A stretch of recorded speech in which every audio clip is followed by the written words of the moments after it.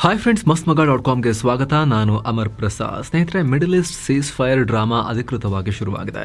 12 ದಿನಗಳಿಂದ ನಡೆದ ಸಂಘರ್ಷದಿಂದ ತಾತ್ಕಾಲಿಕವಾಗಿ ಹಿಂದೆ ಸರಿಯೋಕೆ ಇಸ್ರೇಲ್ ಇರಾನ್ಗೆ ಅವಕಾಶ ಸಿಕ್ಕಿದೆ. ತಾತ್ಕಾಲಿಕ ಅಂತ ಯಾಕೆ ಹೇಳ್ತಾ ಇದೀವಿ ಅಂದ್ರೆ, ಈ ಸೀಸ್ ಫೈರ್ ನಲ್ಲಿ ಯಾರಿಗೂ ಕ್ಲಾರಿಟಿ ಇಲ್ಲ. ಮಿಡಲ್ ಈಸ್ಟ್ ಸಿಚುವೇಶನ್ ಈಗಲೂ ಕೂಡ ಬೂದಿ ಮುಚ್ಚಿದ ಕೆಂಡದ ರೀತಿ ಇದೆ. ಆದ್ರೂ ದೊಡ್ಡ ಪ್ರಮಾಣದ ದಾಳಿಗಳಾಗೋ ಸಾಧ್ಯತೆ ಕಮ್ಮಿ ಇರೋದ್ರಿಂದ ಯುದ್ಧ ಸದ್ಯಕ್ಕೆ ನಿಂತಿದೆ ಅಂತ ಹೇಳ್ಬೋದು. ಹಾಗಿದ್ರೆ ಈ 12 ದಿನಗಳ ಶಾರ್ಟ್ ಟರ್ಮ್ ಯುದ್ಧದ ಔಟ್ಕಮ್ ಏನು, ಯಾರಿಗೆ ಲಾಭ, ಯಾರಿಗೆ ಲಾಸ್, ಯಾರಿಗೆ ಎಷ್ಟೆಷ್ಟು, ಎಲ್ಲವನ್ನ ಕ್ವಿಕ್ ಆಗಿ ವರದಿಯಲ್ಲಿ ನೋಡ್ತಾ ಹೋಗೋಣ. ಕಡೆ ತನಕ ಮಿಸ್ ಮಾಡಿದೆ ನೋಡಿ. ಬ್ಯಾಕ್ ಟು ಬ್ಯಾಕ್ ಮಿನಿ ಯುದ್ಧಗಳು. ಸ್ನೇಹಿತರೆ, ಕಳೆದ 2 ತಿಂಗಳಲ್ಲಿ ಜಗತ್ತು 2 ಮಿನಿ ಯುದ್ಧ ನೋಡಿದೆ. ಮೇನಲ್ಲಿ ಭಾರತ ಪಾಕ್ ನಡುವಿನ 4 ದಿನಗಳ ಹೈಟೆಕ್ ಯುದ್ಧ, ಜೂನ್ನಲ್ಲಿ ಇಸ್ರೇಲ್ ಇರಾನ್ ನಡುವಿನ 12 ದಿನಗಳ ಯುದ್ಧ. ಈ ಪೈಕಿ ಅಮೆರಿಕ ಕೂಡ ಇನ್ವಾಲ್ವ್ ಆಗಿತ್ತ. ಇಸ್ರೇಲ್ ಇರಾನ್ ಸಂಘರ್ಷವೇ ಅತಿ ದೊಡ್ಡದು. ಅತಿ ಹೆಚ್ಚು ಲಾಭ ನಷ್ಟ ಆಗಿರೋದು ಇದೇ ಯುದ್ಧದಲ್ಲಿ. ಯುದ್ಧದಲ್ಲಿ ಲಾಭ ಏನಿರುತ್ತೆ? ಆರ್ಥಿಕವಾಗಿ ನೋಡಿದ್ರೆ ಇಬ್ಬರಿಗೂ ಲಾಸೇ ತಾನೆ. ಆದರೆ ಈ ಯುದ್ಧದಲ್ಲಿ ಇಸ್ರೇಲ್ ಹಾಗೂ ಇರಾನ್ಗೆ ಸಾಕಷ್ಟು ಪೊಲಿಟಿಕಲ್ ಹಾಗೂ ಸ್ಟ್ರಾಟಜಿಕ್ ಲಾಭ ಆಗಿದೆ. ಸೊ ಮೊದಲು ಲಾಭದ ಬಗ್ಗೆ ನಾವು ನೋಡ್ತಾ ಹೋಗೋಣ. ಮಿಡಲ್ ಈಸ್ಟ್ ನೀರಲ್ಲಿ ಬೇಳೆ ಬೇಯಿಸಿಕೊಂಡ ಟ್ರಂಪ್. ಸ್ನೇಹಿತರೆ, ಅಟ್ಲಾಂಟಿಕ್ ಹಾಗೂ ಪ್ಯಾಸಿಫಿಕ್ ನೀರಲ್ಲಿ ಉಪ್ಪು ಕಮ್ಮಿ ಅಂತ ಟ್ರಂಪ್ ಮಿಡಲ್ ಈಸ್ಟ್ನ ಮೃತ ಸಮುದ್ರ ಪರ್ಷಿಯನ್ ಕೊಲ್ಲಿಗೆ ಬಂದು ತಮ್ಮ ಬೇಳೆ ಬೇಯಿಸಿಕೊಂಡಿದ್ದಾರೆ. ಮೊದಲೇ ಪಾಕಿಸ್ತಾನದ ಮುನೀರಾ ಟ್ರಂಪ್ ಯುದ್ಧವನ್ನ ನಿಲ್ಲಿಸಿಬಿಟ್ಟಿದ್ದಾರೆ. ಅವಾರ್ಡ್ ಕೊಡಿಸಿ ಟ್ರಂಪ್ಗೆ ಅಂತ ಟ್ರಂಪ್ಗೆ ಸಾಕ್ ಅನಿಸುವಷ್ಟು ಮುತ್ತನ್ನ ಕೊಡ್ತಾ ಇತ್ತು ಈ ಮುನೀರು. ಆದ್ರೀಗ ಟ್ರಂಪ್ಗೆ ಇನ್ನೊಂದು ಕೊಂಬು ಬಂದಿದೆ. 12 ವರ್ಷ ನಡೀಬೇಕಾಗಿದ್ದ ಯುದ್ಧವನ್ನು 12 ದಿನಕ್ಕೆ ನಿಲ್ಲಿಸ್ಬಿಟ್ಟಿದ್ದೀವಿ, ಉದ್ದೇಶ ಕೂಡ ಈಡೇರಿಸ್ಕೊಂಡ್ಬಿಟ್ಟಿದ್ದೀವಿ, ಇರಾನ್ನ ನ್ಯೂಕ್ಲಿಯರ್ ಪ್ರೋಗ್ರಾಮ್ ಗಾನ್ ಅಂತ ಹೇಳ್ಕೊಂಡು ಓಡಾಡೋಕೆ ಶುರು ಮಾಡಿದ್ದಾರೆ. ಸೊ ಈ ಸಂಘರ್ಷದ ದೊಡ್ಡ ಲಾಭಕೋರ ಟ್ರಂಪ್ಗೆ ಮತ್ತೊಮ್ಮೆ ಶಾಂತಿ ಪಾಲಕನ ಇಮೇಜ್ ಬಂದಿದೆ. ನಾಳೆಯಿಂದ ಟ್ರಂಪ್ ನಾನು 3ನೇ ಮಹಾಯುದ್ಧ ತಡೆದೆ ಅಂತ ಹೇಳ್ಕೊಂಡು ಓಡಾಡೋದು guarantee. No one knows better than me, no one understands better than me ಅಂತ ಹೇಳ್ಕೊಂಡು ನಾಳೆಯಿಂದ ಟ್ರಂಪ್ ಮತ್ತೆ ಬಾಡಿ ಲ್ಯಾಂಗ್ವೇಜ್ ಮಾಡಿಕೊಂಡು ಓಡಾಡೋಕೆ ಶುರು ಮಾಡ್ತಾರೆ. ಅಮೆರಿಕ ಹಾಗೂ ಜಾಗತಿಕ ವೇದಿಕೆಗಳಲ್ಲಿ ಇದನ್ನು ರಾಜಕೀಯ ಲಾಭಕ್ಕೆ ಬಳಸ್ಕೊಳ್ತಾರೆ.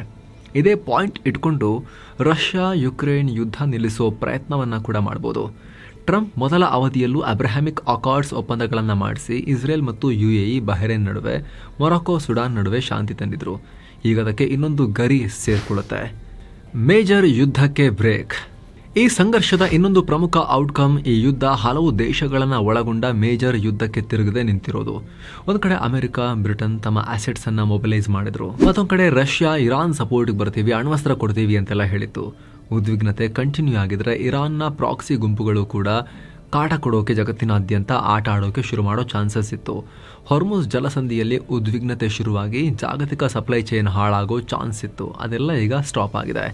ಇನ್ನು ಈ ಯುದ್ಧದಲ್ಲಿ ಅಮೆರಿಕದ ಆಪರೇಷನ್ ಮಿಡ್ನೈಟ್ ಹ್ಯಾಮರ್ ಹೆಸರಲ್ಲಿ ತನ್ನ B-2 ಬಾಂಬರ್ ಬಳಸಿ ಬಲ ಪ್ರದರ್ಶನ ಮಾಡಿತು ಜಗತ್ತಿಗೆ. ಅದರೊಂದಿಗೆ ಅಮೆರಿಕನ್ ಏರ್ ಡಿಫೆನ್ಸ್ ಸಿಸ್ಟಮ್ಗಳು ಇಸ್ರೇಲ್ನಲ್ಲಿ ಹಾಗೂ ಇತ್ತೀಚೆಗೆ ಕತರ್ ಮಿಲಿಟರಿ ಬೇಸ್ನಲ್ಲಿ ಇರಾನ್ ಮಿಸೈಲ್ಗಳನ್ನು ತಡೆದು ಏರ್ ಡಿಫೆನ್ಸ್ ಸಾಮರ್ಥ್ಯವನ್ನು ತೋರಿಸಿದವೆ. ಮಿಡಲ್ ಈಸ್ಟ್ ಕೊಲ್ಲಿ ಭಾಗದಲ್ಲಿ ಹಾಗೂ ಮೆಡಿಟರೇನಿಯನ್ ಸಮುದ್ರದಲ್ಲಿ ತನ್ನ ಪ್ರಭಾವ ಹಾಗೂ ಡಾಮಿನೇಷನ್ ಈಗಲೂ ಇದೆ ಅನ್ನೋದನ್ನು ಅಮೆರಿಕ ಮತ್ತೆ ಸಾಬೀತು ಮಾಡಿದೆ. ಜೊತೆಗೆ ಅಮೆರಿಕನ್ ಮಿಲಿಟರಿ ಅಸೆಟ್ಗಳಿಗಾಗಲಿ ಸೈನಿಕರಿಗಾಗಲಿ ಯಾವುದೇ ಡ್ಯಾಮೇಜ್ ಆಗಿರೋ ರಿಪೋರ್ಟ್ಸ್ ಇಲ್ಲ. ಇದಿಷ್ಟು ಅಮೆರಿಕ ಗಳಿಸಿದ್ದು, ಆದರೆ ಸಾಕಷ್ಟು ಕಳ್ಕೊಂಡಿರೋದು ಕೂಡ ಇದೆ. ಟ್ರಂಪ್ ನೈತಿಕತೆಗೆ ಹೊಡೆತ. ಟ್ರಂಪ್ ಈ ಯುದ್ಧಕ್ಕೆ ಎಂಟ್ರಿ ಕೊಡೋ ಮೂಲಕ ತಮ್ಮ ಕ್ರೆಡಿಬಿಲಿಟಿಯನ್ನ ಸ್ವಲ್ಪ ಡ್ಯಾಮೇಜ್ ಮಾಡ್ಕೊಂಡಿದ್ದಾರೆ. ಇನ್ನೊಂದು ಆಂಗಲ್ ನಲ್ಲಿ ನೋಡಿದಾಗ, ಏನು ಅಧಿಕಾರಕ್ಕೆ ಬಂದ್ರೆ ಯುದ್ಧ ನಿಲ್ಲಿಸ್ತೀವಿ, ಯುದ್ಧಕ್ಕೆ ನಾವು ಎಂಟರೇ ಆಗಲ್ಲ ಅಂತ ಹೇಳ್ತಾ ಇದ್ದ ಟ್ರಂಪ್ ನಿರಂತರವಾಗಿ ಇಸ್ರೇಲ್ಗೆ ಬೆಂಬಲ ಕೊಡ್ಕೊಂಡೇ ಬಂದ್ರು. ವಿಶ್ವಸಂಸ್ಥೆ, ಯುರೋಪ್ ಹಾಗೂ ಗ್ಲೋಬಲ್ ಸೌತ್ ನಿರಂತರವಾಗಿ ಅಮೆರಿಕದ ನ್ಯೂಟ್ರಾಲಿಟಿಯನ್ನ ಪ್ರಶ್ನೆ ಮಾಡ್ತಾ ಬಂದಿದ್ದಾರೆ. ಈ ಸೀಸ್ ಫೈರ್ ಕೂಡ ಲಾಂಗ್ ಟರ್ಮ್ ಶಾಂತಿ ತರೋ ಪ್ರಯತ್ನದ ರೀತಿ ಕಾಣಿಸ್ತಾ ಇಲ್ಲ. ಅಮೆರಿಕದ ನಿಲುವಿನ ಬಗ್ಗೆ ಜಾಗತಿಕವಾಗಿ ಅಸಮಾಧಾನ ಕೇಳಬರಬಹುದು ಅನ್ನೋ ಪ್ರೆಷರ್ ನಲ್ಲಿ ಸೀಸ್ ಫೈರ್ ಮಾಡಿದಾರಾ ಅನ್ನೋ ರೀತಿಯಲ್ಲಿ ಅನುಮಾನ ಇದೆ. ಏನು ಸ್ನೇಹಿತರೆ, ವರದಿಯಲ್ಲಿ ಮುಂದುವರಿಯುವ ಮುನ್ನ 7 Sands ಟೂರಿಸಂ ಕಂಪನಿ ಶಿರ್ಡಿ ಹಾಗೂ 3 ಜ್ಯೋತಿರ್ಲಿಂಗಗಳ 3 ನೈಟ್ 4 ಡೇ ಪ್ರವಾಸವನ್ನ ಆಯೋಜಿಸಿದೆ. ಶಿರ್ಡಿ ಸಾಯಿಬಾಬಾ, ಭೀಮಾಶಂಕರ, ನಾಶಿಕ್ ತ್ರಯಂಬಕೇಶ್ವರ, ಕೃಷ್ಣೇಶ್ವರ ಜ್ಯೋತಿರ್ಲಿಂಗ, ಅಜಂತ, ಎಲ್ಲೋರ ಇಲ್ಲೆಲ್ಲ ಹೋಗೋದಿರುತ್ತೆ. ಆಫರ್ ಪ್ರೈಸ್ 28,700 ರೂಪಾಯಿ ಮಾತ್ರ. ಪ್ಯಾಕೇಜ್ ನಲ್ಲಿ flight tickets, 3 star hotel stay, all meals, AC transport ವ್ಯವಸ್ಥೆ, 24/7 ಕನ್ನಡ ಟೂರ್ ಮ್ಯಾನೇಜರ್ ಸೌಲಭ್ಯ ಎಲ್ಲ ಇರುತ್ತೆ. ಹೊರಡೋ ದಿನ 28 ಜುಲೈ 2025. ಕೆಲವೇ ಸೀಟುಗಳು ಲಭ್ಯ. ಆಸಕ್ತರು ಈ ಕೂಡಲೇ ನಂಬರ್ಗೆ ಕಾಲ್ ಮಾಡಿ ನಿಮ್ಮ ಸೀಟನ್ನ ಕೂಡ ಬುಕ್ ಮಾಡಿ. ಬನ್ನೀಗ ವರದಿಯಲ್ಲಿ ಮುಂದುವರಿಯೋಣ. ಅರಬ್ ರಾಷ್ಟ್ರಗಳ ಮಿಲಿಟರಿ ಸ್ವಾತಂತ್ರ್ಯ. ಇಷ್ಟು ದಿನ ಸೌದಿ, UAE ನಂತ ಅರಬ್ ರಾಷ್ಟ್ರಗಳು ತಮ್ಮ ಭದ್ರತೆ ಬಗ್ಗೆ ಅಮೆರಿಕದ ಮೇಲೆ ತುಂಬಾ ನಂಬಿಕೆ ಇಟ್ಕೊಂಡಿತ್ತು. ಸೌದಿ, UAE ನಂತ ಶ್ರೀಮಂತ ರಾಷ್ಟ್ರಗಳು ಅಣ್ವಸ್ತ್ರ ಪಡ್ಕೊಳ್ಳೋದರ ಬಗ್ಗೆ ತಲೆ ಕೆಡಿಸ್ಕೊಂಡಿರಲಿಲ್ಲ. ಈಗ ಈ ಯುದ್ಧ ಸಾಕಷ್ಟು ಮಿಡಲ್ ಈಸ್ಟರ್ನ್ ರಾಷ್ಟ್ರಗಳಲ್ಲಿ ಅಣ್ವಸ್ತ್ರಗಳ ಬಗ್ಗೆ ಆಸಕ್ತಿ ಹುಟ್ಟುಹಾಕಬಹುದು. ಯಾವುದೇ ಸಂಘರ್ಷ ದೊಡ್ಡ ಮಟ್ಟದಲ್ಲಿ ಎಸ್ಕಲೇಟ್ ಆದರೆ ಅಮೆರಿಕನ್ ನಂಬ್ಕೊಂಡು ಕೂರೋಕೆ ಆಗಲ್ಲ ಅನ್ನೋ ಮನಸ್ಥಿತಿ ಆಲ್ರೆಡಿ ಯುರೋಪಿಯನ್ ಅಲೈಸ್ಗೇನೇ ಬಂದಿದೆ. ಅಂಥದ್ರಲ್ಲಿ ಅರಬ್ ಅಲೈಸ್ಗೆ ಬರದೇ ಇರುತ್ತಾ ಅನ್ನೋ ವಿಶ್ಲೇಷಣೆ ಇದೆ. ಇದರ ಜೊತೆಗೆ ಅಮೆರಿಕಗೆ ಸಾಕಷ್ಟು ಆರ್ಥಿಕ ಹೊಡೆತ ಕೂಡ ಆಗಿದೆ. ಮೊದಲನೇದಾಗಿ $2 ಬಿಲಿಯನ್ ಮೌಲ್ಯದ B-2 ಬಾಂಬರ್ಗಳ ಬಳಕೆ. ಅದರ ಹಾರಾಟಕ್ಕೆ $1 ಮಿಲಿಯನ್ ಲೆಕ್ಕದಲ್ಲಿ ಹಣ ಖರ್ಚಾಗಿರುತ್ತೆ. ಅದರೊಂದಿಗೆ ಬಂಕರ್ ಬಸ್ಟರ್ ಬಾಂಬರ್ ಸೇರಿ ಅಮೆರಿಕಗೆ ಭಾರಿ ಖರ್ಚಾಗಿರ್ಬೋದು. ಇದಕ್ಕೆಲ್ಲ ಟ್ರಂಪ್ ಇಸ್ರೇಲ್ಗೆ ಬಿಲ್ ಕಳಿಸ್ತಾರೆ ಅಂತಲೇ ಇಟ್ಕೊಳ್ಳೋಣ. ಆದರೆ ಮಿಡಲ್ ಈಸ್ಟ್ಗೆ ನೌಕಾ ಸೇನೆಯನ್ನು ಮೊಬಿಲೈಸ್ ಮಾಡಿರೋದು, ತನ್ನ ಸೇನಾ ನೆಲೆಗಳಲ್ಲಿ ಏರ್ ಡಿಫೆನ್ಸ್ ಸಿಸ್ಟಮ್ ಆಕ್ಟಿವೇಟ್ ಮಾಡಿರೋದು, ಅವು ಕೆಲಸ ಮಾಡಿರೋದು, ಇದಕ್ಕೆಲ್ಲ $1 ಬಿಲಿಯನ್ ಲೆಕ್ಕದಲ್ಲಿ ಖರ್ಚಾಗಿರುತ್ತೆ. ಇಸ್ರೇಲ್ ಲಾಭ ಏನು? ಆಪರೇಷನ್ ರೈಸಿಂಗ್ ಲಯನ್ನಲ್ಲಿ ಇಸ್ರೇಲ್ ಇರಾನ್ಗೆ ಭಾರಿ ಡ್ಯಾಮೇಜ್ ಮಾಡಿದೆ. ಅದನ್ನು ಇರಾನ್ನ ನಷ್ಟಗಳ ಬಗ್ಗೆ ಹೇಳುವಾಗ ನೋಡೋಣ. ಮುಖ್ಯವಾಗಿ ಇರಾನ್ ಅಣು ಇಂಧನ ಎನ್ರಿಚ್ಮೆಂಟ್ ಫೆಸಿಲಿಟಿಗಳು ಆಲ್ಮೋಸ್ಟ್ ನಾಶ ಆಗಿರೋದು, ಇರಾನ್ ಅಣ್ವಸ್ತ್ರಗಳ ಕನಸು ಇನ್ನೂ ಬಹಳಷ್ಟು ವರ್ಷಗಳ ಕಾಲ ಮುಂದಕ್ಕೆ ಹೋಗಿದೆ. ಅದರಲ್ಲೂ ಫಾರ್ಡೋ ಅಣು ಕೇಂದ್ರ ನಾಶ ಆಗಿರೋದು ಇರಾನ್ಗೆ ದೊಡ್ಡ ಪೆಟ್ಟು. ಗಾತ್ರದಲ್ಲಿ ಇರಾನ್ಗಿಂತ ಆಲ್ಮೋಸ್ಟ್ 75 ಪಟ್ಟು ಚಿಕ್ಕ ಪುಟಾಣಿಯಾಗಿರೋ ಇಸ್ರೇಲ್ ತನಗೆ ಇರಾನ್ನ ಹೃದಯ ಭಾಗಕ್ಕೆ ನುಗ್ಗಿ ಹೊಡೆಯೋ ಸಾಮರ್ಥ್ಯ ಇದೆ. ಇರಾನ್ನಾದ್ಯಂತ ಆರಾಮಾಗಿ ನಮ್ಮ ವಿಮಾನಗಳು ಹಾರೋ ರೀತಿಯಲ್ಲಿ ಮೊದಲಿಗೆ ಇರಾನ್ನ ಏರ್ ಡಿಫೆನ್ಸನ್ನು ಅಡ್ಡಡ್ಡ ಮಲಗಿಸ್ಬಿಟ್ಟು, ಇರಾನ್ ವಾಯುಪಡೆಯನ್ನು ಅಡ್ಡಡ್ಡ ಮಲಗಿಸ್ಬಿಟ್ಟು, ನಾವು ಆಮೇಲೆ ಇರಾನ್ ಎದೆ ಮೇಲೆ ಹಾರಿ ದಾಳಿ ಮಾಡ್ತೀವಿ ನಿರಂತರವಾಗಿ ಅನ್ನೋದನ್ನು ಇಸ್ರೇಲ್ ಮತ್ತೊಮ್ಮೆ ತೋರಿಸಿದೆ. ಇಸ್ರೇಲ್ ತನ್ನ ರಕ್ಷಣೆಗೋಸ್ಕರ ತನ್ನ ಸುದ್ದಿಗೆ ಬಂದರೆ ಯಾವ ಲೆವೆಲ್ಗೆ ಬೇಕಾದರೂ ಎಷ್ಟು ಬೇಕಾದರೂ ಅಗ್ರೆಸಿವ್ ಆಗಿ ನುಗ್ಗುತ್ತೆ ಅನ್ನೋದನ್ನು ಮತ್ತೊಮ್ಮೆ ಅವರು ಮೆಸೇಜ್ ರವಾನೆ ಮಾಡಿದ್ದಾರೆ. ರಾಜಕೀಯವಾಗಿ ಬೆಂಜಮಿನ್ ನೆತನ್ಯಾಹುಗೆ ಈ ಆಪರೇಷನ್ ಸಾಕಷ್ಟು ಡೊಮೆಸ್ಟಿಕಲಿ ಕೂಡ ಇಸ್ರೇಲ್ನ ಆಂತರಿಕ ರಾಜಕಾರಣದಲ್ಲೂ ಕೂಡ ಬಲ ತಂದುಕೊಡುತ್ತೆ. ಸ್ಟ್ರಾಂಗ್ ಲೀಡರ್ ಇರಾನನ್ನೇ ಹೊಡೆದು ಮಲಗಿಸ್ಬಿಟ್ರು ಅಂತ. ಇನ್ನು ನಷ್ಟ ನೋಡೋದಾದ್ರೆ 12 ದಿನಗಳ ಆಪರೇಷನ್ನಲ್ಲಿ ಇಸ್ರೇಲ್ಗೆ ಸುಮಾರು $10 ಬಿಲಿಯನ್ ಅಥವಾ 83,000 ಕೋಟಿ ರೂಪಾಯಿ ಖರ್ಚಾಗಿರಬಹುದು ಅನ್ನೋ ಅಂದಾಜಿದೆ. ಆದರೆ ಇಸ್ರೇಲ್ನಂಥ ಶ್ರೀಮಂತ ರಾಷ್ಟ್ರಕ್ಕೆ ಅದು ದೊಡ್ಡ ಖರ್ಚೇನಲ್ಲ. ಮೇಜರ್ ಲಾಸ್ ಅಂದರೆ ಸಾಕಷ್ಟು ವರ್ಷಗಳ ನಂತರ ಇರಾನ್ ಮಿಸೈಲ್ಗಳು ಏರ್ ಡಿಫೆನ್ಸ್ ಸಿಸ್ಟಮನ್ನು ಭೇದಿಸಿ ಬಂದು ಡ್ಯಾಮೇಜ್ ಮಾಡಿರೋದು. ಸಾಕಷ್ಟು ಡ್ಯಾಮೇಜಸ್ ಆಗಿದೆ ಇಸ್ರೇಲ್ ಒಳಗಡೆ. ಇಸ್ರೇಲ್ ಒಂದಷ್ಟು ನಾಗರಿಕರನ್ನು ಕೂಡ ಯುದ್ಧದಲ್ಲಿ ಕಳ್ಕೊಂಡಿದೆ. ಇಸ್ರೇಲ್ನಲ್ಲಿ ಹಾಸ್ಪಿಟಲ್ಗಳ ಮೇಲೆಲ್ಲ ಬಂದು ಮಿಸೈಲ್ಗಳು ಬಿದ್ದಿವೆ. ಪವರ್ ಸ್ಟೇಷನ್, ಇಸ್ರೇಲ್ನ 6ನೇ ಅತಿ ದೊಡ್ಡ ನಗರದ ಪವರ್ ಸ್ಟೇಷನ್ ಕಂಪ್ಲೀಟ್ ಆಗಿ ಧ್ವಂಸ ಆಗಿದೆ. ಸೊ ಇಸ್ರೇಲ್ ಕೂಡ ಡ್ಯಾಮೇಜ್ ಅನ್ನು ಅನುಭವಿಸಿದೆ. ಇರಾನ್ಗೆ ಇನ್ನೂ ಭಾರಿ ನಷ್ಟ. ಹೆವಿ ಪೆಟ್ಟು ತಿಂದಿರೋದು ಇರಾನ್. ನ್ಯೂಕ್ಲಿಯರ್ ಸೈಟ್, ಏರ್ ಬೇಸ್ಗಳು, ಮಿಸೈಲ್ ಡಿಪೋಗಳು, ಏರ್ ಡಿಫೆನ್ಸ್ ಸಿಸ್ಟಮ್ಗಳು, ಏರ್ಪೋರ್ಟ್ಗಳು, ಎನರ್ಜಿ ಇನ್ಫ್ರಾಸ್ಟ್ರಕ್ಚರ್, ಆಯಿಲ್ ಫೀಲ್ಡ್, ರಿಫೈನರಿಗಳನ್ನೆಲ್ಲ ಇಸ್ರೇಲ್ ಹೊಡೆದು ಹಾಕಿದೆ. ಫರ್ಡೋ, ಇಸ್ಫಹಾನ್, ನತಾನ್ಸ್ ಅಣು ಕೇಂದ್ರಗಳನ್ನು ಕಂಪ್ಲೀಟ್ ಆಗಿ ಡಿಸ್ಟ್ರಾಯ್ ಮಾಡಿದೆ. ದಾಳಿ ತಡೆಯುವಲ್ಲಿ ಅವ್ರಿಗೆ ಏನೂ ಮಾಡೋಕ್ಕಾಗಲಿಲ್ಲ. ಯಾಕಂದರೆ ಆರಂಭದಲ್ಲೇ ವಾಯುಪಡೆ ಮತ್ತು ಅವರ ಏರ್ ಡಿಫೆನ್ಸ್ನ ಅಡ್ಡಡ್ಡ ಮಲಗಿಸಿದ್ರಿಂದ ಇರೋ ಅಲ್ಪ ಸ್ವಲ್ಪ ಫೈಟರ್ ಜೆಟ್ಗಳನ್ನು ಟೇಕ್ ಆಫ್ ಕೂಡ ಮಾಡೋಕ್ಕಾಗಲಿಲ್ಲ. ಎಲ್ಲ ಏರ್ ಫೀಲ್ಡ್ಗಳನ್ನು ಮತ್ತು ರನ್ವೇಗಳನ್ನು ಇಸ್ರೇಲ್ ಆರಂಭದಲ್ಲೇ ಧ್ವಂಸ ಮಾಡಿದ್ರಿಂದ ಇಸ್ರೇಲ್ ವಾಯುಪಡೆಗಳು ಬಂದಾಗ ಅದನ್ನು ಹೊಡಿಲಿಕ್ಕೂ ಆಗಲಿಲ್ಲ. ಯಾಕಂದರೆ ಏರ್ ಡಿಫೆನ್ಸ್ ಸಿಸ್ಟಮ್ಗಳನ್ನೆಲ್ಲ ಮೊದಲೇ ಧ್ವಂಸ ಮಾಡಿ ಆಗಿತ್ತು ಇಸ್ರೇಲ್ನವರು, ಇರಾನ್ದು. ಹೀಗಾಗಿ ಇರಾನ್ ಭಾರಿ ಪೆಟ್ಟು ತಿಂದಿದೆ. ಇರಾನ್ನ ಡಿಫೆನ್ಸ್ ಇನ್ಫ್ರಾಸ್ಟ್ರಕ್ಚರೇ ಕಿತ್ಕೊಂಡು ಹೋಗಿದೆ. ದಶಕಗಳ ಕಾಲ ಬೇಕಾಗ್ಬೋದು ಮತ್ತೆ ಇಷ್ಟೇ ಪವರನ್ನು ಅವ್ರು ಗಳಿಸ್ಕೊಳ್ಳಿಕ್ಕೆ. ಇರಾನ್ ಡ್ಯಾಮೇಜ್ ಅಸೆಸ್ಮೆಂಟ್ ಮುಗಿಯೋಕೆ ಸಾಕಷ್ಟು ವಾರಗಳೇ ಬೇಕಾಗ್ಬೋದು. ಬರೀ ಇನ್ಫ್ರಾಸ್ಟ್ರಕ್ಚರ್ ಡ್ಯಾಮೇಜ್ ಮಾತ್ರ ಅಲ್ಲ, ಇರಾನ್ ಸೇನೆಯ ಹಿರಿಯ ಅಧಿಕಾರಿಗಳು, ಪ್ರಮುಖ ತಲೆಗಳೆಲ್ಲ ಉರುಳು ಹೋಗಿದ್ದಾವೆ. ಇರಾನ್ ರೆವಲ್ಯೂಷನರಿ ಗಾರ್ಡ್ನ ಸಾಕಷ್ಟು ಸೈನಿಕರು ಹೋಗಿದ್ದಾರೆ, ಕಮಾಂಡರ್ಗಳು ಹೋಗಿದ್ದಾರೆ. ಅಣು ವಿಜ್ಞಾನಿಗಳು, ಟಾಪ್ ಅಣು ವಿಜ್ಞಾನಿಗಳನ್ನ ಇರಾನ್ ಒಂದೇ ರಾತ್ರಿ ಕಳ್ಕೊಂಡಿದೆ. 900ಕ್ಕೂ ಅಧಿಕ ಜನರ ಜೀವ ಹೋಗಿದೆ ಟೋಟಲ್.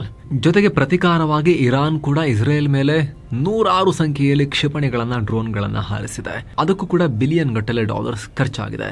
ಆದರೆ ಅವುಗಳಲ್ಲಿ ಬಹುತೇಕವನ್ನ, ಒಂದಷ್ಟು ಹೋಗಿ ಇಸ್ರೇಲ್ಗೆ ಹೊಡೆದಿದ್ರು ಕೂಡ ಮಿಸೈಲ್ಗಳು, ಬಹುತೇಕವನ್ನ ಹೊಡೆದು ಹಾಕುವಲ್ಲಿ ಇಸ್ರೇಲ್, ಅಮೆರಿಕ ಮತ್ತು ಜೋರ್ಡಾನ್ ಕೂಡ ಕೆಲವೊಂದು ಇಸ್ರೇಲ್ ಪರವಾಗಿ ಅಡ್ಡ ನಿಂತುಕೊಂಡು ಹೊಡೆದು ಹಾಕ್ತು. ಇವರೆಲ್ಲ ಸೇರಿ ಹೊಡೆದು ಅದನ್ನು ಉರುಳಿಸಿದ್ದಾರೆ ಆ ಮಿಸೈಲ್ ಮತ್ತು ಡ್ರೋನ್ಗಳನ್ನು. ಹಾಗಾಗಿ ಇರಾನ್ ದೊಡ್ಡ ಪ್ರಮಾಣದಲ್ಲಿ ಗೇನ್ ಮಾಡ್ಕೊಳ್ಳಿಕ್ಕಾಗಲಿಲ್ಲ, ದೊಡ್ಡ ಪ್ರಮಾಣದಲ್ಲಿ ಇಸ್ರೇಲಿಗೆ ಡ್ಯಾಮೇಜ್ ಮಾಡೋಕ್ಕಾಗಲಿಲ್ಲ. ಅಂದರೆ ಸಮಸಮ ಇಲ್ಲ ಅಂತ. ಇಸ್ರೇಲ್ ಇರಾನ್ ಮಾಡಿರೋ ಡ್ಯಾಮೇಜ್ ಕಂಪೇರ್ ಮಾಡಿದ್ರೆ ಇರಾನ್ ಇಸ್ರೇಲಿಗೆ ಮಾಡಿರೋ ಡ್ಯಾಮೇಜ್ ತುಂಬ ಸಣ್ಣದಿದೆ. ಹಾಗಾಗಿ ಇಷ್ಟು ವರ್ಷ ಅವರು ಬರೀ ಮಿಸೈಲ್ ಅಂತ ಫೋಕಸ್ ಮಾಡಿದ್ದೆಲ್ಲ ವೇಸ್ಟ್ ಆಯಿತು. ದೊಡ್ಡ ಪ್ರಮಾಣದಲ್ಲಿ ಅವರು ಮಿಸೈಲ್ ಜೊತೆಗೆ ಫೋಕಸ್ ಮಾಡೋ ಟೈಮ್ನಲ್ಲಿ ಏರ್ ಡಿಫೆನ್ಸ್ ಮೇಲೂ ಕೂಡ ಫೋಕಸ್ ಮಾಡಿದರೆ, ಏರ್ ಡಿಫೆನ್ಸ್ನ ಸ್ಟ್ರಾಟಜಿಗಳ ಮೇಲೂ ಕೂಡ ಫೋಕಸ್ ಮಾಡಿದ್ರೆ ಇಸ್ರೇಲ್ ದಾಳಿ ಮಾಡೋಕೆ ಹೋದಾಗ ದೊಡ್ಡ ಪ್ರಮಾಣದ ಪೆಟ್ಟನ್ನು ಇಸ್ರೇಲ್ಗೂ ಅವರು ಉಂಟು ಮಾಡಬಹುದಾಗಿತ್ತು. ಅದು ಸಾಧ್ಯ ಆಗಲಿಲ್ಲ ಇರಾನ್ ಕೈಲಿ ಸಲ.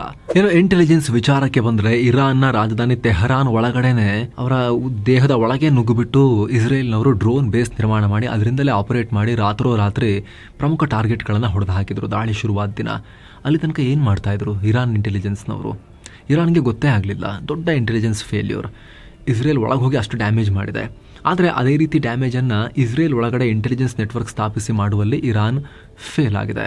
ಮತ್ತೊಂದು ಕಡೆ ಪ್ರಾಕ್ಸಿಗಳ ಮೇಲೆ ದಶಕಗಳ ಕಾಲ, ಕಳೆದ 30 ವರ್ಷಗಳ ಕಾಲ ದುಡ್ಡು ಹಾಕ್ತಾ ಬಂತು. ತಾನು ದುಡ್ದಿದ್ದೆಲ್ಲ ಪ್ರಾಕ್ಸಿಗಳನ್ನ ಸಾಕೋಕೆ ಬಳಸ್ತು ಇರಾನ್. ಹೆಜ್ಬುಲ್ಲಾ ಲೆಬನಾನ್ನಲ್ಲಿ ಕತೇಬ್ ಹೆಜ್ಬುಲ್ಲಾ ಅಂತ, ಆಮೇಲೆ ಯೆಮೆನ್ನಲ್ಲಿ ಹೂತಿಗಳು, ಗಾಜಾದಲ್ಲಿ ಹಮಾಸ್, ಈ ರೀತಿ ಪ್ರಾಕ್ಸಿಗಳನ್ನು ಪೋಷಿಸ್ತಾ ಬಂತು ಇರಾನ್. ಬಿಲಿಯನ್ ಡಾಲರ್ ಖರ್ಚು ಮಾಡಿತು. ಆದರೆ ಅವ್ರು ಯಾರೂ ಪ್ರಯೋಜನಕ್ಕೆ ಬರಲಿಲ್ಲ.